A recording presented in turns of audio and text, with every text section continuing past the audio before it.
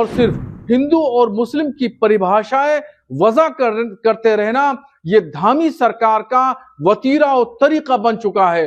इससे बाज आना होगा। उसमें जितनी भी चीजें हैं अगर देखा जाए तो उसमें से कहीं भी समानता नहीं दिख रही उस कानून में। आप ये देखिए कि उसमें आदिवासियों को उन्होंने अलग कर दिया और जो बहुत सारे लोग थे उनको अलग कर दिया। लोगों ने अपने अपनी मनमर्जी से एक विशेष कानून बना करके उन अधिकारों का हनन किया। एक जो निचले तबके को जो परेशानी हुई और उनके साथ में जुल्म ज्यादतियां हुई, वो अब एक समानता की धारा में आएंगे। उत्तराखंड की बीजेपी सरकार आने वाले कुछ दिनों में राज्य में समान नागरिक संहिता यानी कि यूसीसी को लागू करने जा रही है। इसे लेकर न सिर्फ उत्तराखंड बल्कि इसके बाहर भी काफी चर्चा है, लेकिन ये जानना जरूरी होगा कि मुस्लिम संगठन यूसीसी के लागू होने पर किस तरह की तैयारी कर रहे हैं। बताना होगा कि मुस्लिम संगठन लगातार यूसीसी को लागू किए जाने का विरोध भी कर रहे हैं। तो वहीं मुस्लिम सेवा संगठन के अध्यक्ष नईम कुरैशी ने द इंडिया एक्सप्रेस को बातचीत में बताया है कि यूसीसी को चुनौती दी जाएगी क्योंकि संविधान के आर्टिकल 246 का साफ तौर पर उल्लंघन करता है। नईम कुरैशी ने कहा है कि आदिवासियों को यूसीसी से कैसे बाहर रखा जा सकता है। इससे पता चलता है कि सरकार की इच्छा पर्सनल लॉ को व्यवस्थित करने की नहीं बल्कि अल्पसंख्यकों के हकों का उल्लंघन करने में उसकी ज्यादा रुचि है। वही आपको बता दें कि उत्तराखंड कैबिनेट ने यूसीसी को मंजूरी दी तो भड़के हैं मुस्लिम स्कॉलर। मुस्लिम स्कॉलरों ने क्या कहा है आप खुद देखिए इस वीडियो में।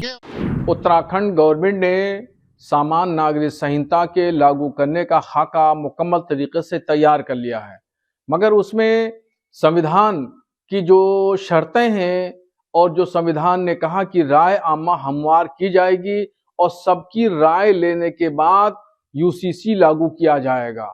इस पर जो रंजना कमेटी बनाई गई, हाई कोर्ट की रिटायर्ड जज मोहतरमा की निगरानी में ये कमेटी बनी, तो उन्होंने बाज़ाब्ता तौर पर यह ऐलान तो किया कि हम इस तरीके से प्रक्रिया अपना रहे हैं, मगर उन्होंने जितने भी तबकात यानी समुदाय समाज के लोग, मजहब के मानने वाले मुसलमान, सिख, बुद्धिस्ट, जैनी, शेड्यूल कबाइल, ट्राइब्स, इन लोगों से राय मशवरा उन्होंने नहीं लिया और ये यूसीसी यकतरफा लागू किया जा रहा है और इससे कोई विकास होने वाला नहीं है, बल्कि ये समाज को जोड़ने के बजाय समाज को तोड़ने वाला ये यूसीसी बिल है। इस पर गवर्नमेंट को दोबारा पुनर्विचार करना चाहिए, नजरसानी करना चाहिए। संविधान ने यह कहा कि सबकी राय आम्मा ली जाएगी। जब सब लोग सहमत होंगे, सबकी हिमायत होगी, तब कोई बिल लागू किया जाएगा, मगर इस उसूल को नहीं अपनाया गया और यकतरफा मनमाने तरीके से ये कानून लागू किया जा रहा है। इससे विकास नहीं होना है, तरक्की नहीं होना है, बल्कि पब्लिक को हर नए कानून में एक नए मामले में उलझा के रखना है और सिर्फ हिंदू और मुस्लिम की परिभाषाएं वजह करते रहना ये धामी सरकार का वतीरा और तरीका बन चुका है। इससे बाज आना होगा और इस पर उनको विकास के लिए, स्टेट की तरक्की के लिए, वहां सभी समुदाय को खुश रखने के लिए ध्यान देना होगा, न कि हिंदू मुस्लिम करने से विकास होगा। इससे जो है और नुकसानात वाक़ई होंगे, फायदा कुछ नहीं होगा। देखिए, उत्तराखंड सरकार ने जो कॉमन सिविल कोड बिल को मंजूरी दे दी है और ये अब लागू हो जाएगा उत्तराखंड में, तो इसके लिए उत्तराखंड सरकार का बहुत बहुत आभार है, बधाई है। क्योंकि देखिए, जिस तरह से लोगों ने अपने अपनी मनमर्जी से एक विशेष कानून बना करके उन अधिकारों का हनन किया। एक जो निचले तबके को जो परेशानी हुई और उनके साथ में जुल्म ज्यादतियां हुई, वो अब एक समानता की धारा में आएंगे और उन्हें इंसाफ मिलेगा।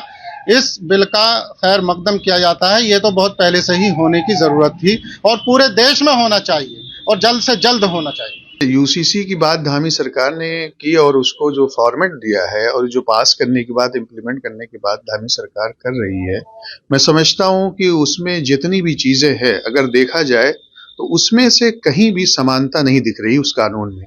आप ये देखिए कि उसमें आदिवासियों को उन्होंने अलग कर दिया और जो बहुत सारे लोग थे उनको अलग कर दिया।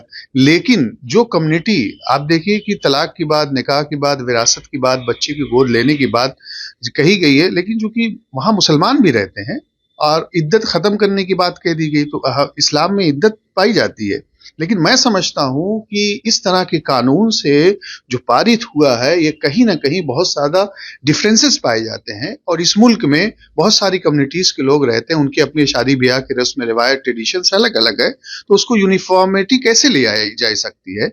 लिहाजा लॉ कमीशन का इंतजार करना चाहिए। लॉ कमीशन ने बहुत सारी चीजों से लोगों को माना, रिपोर्ट मांगी कि क्या होना चाहिए, लेकिन लॉ कमीशन ने अभी तक कोई बात कही नहीं है।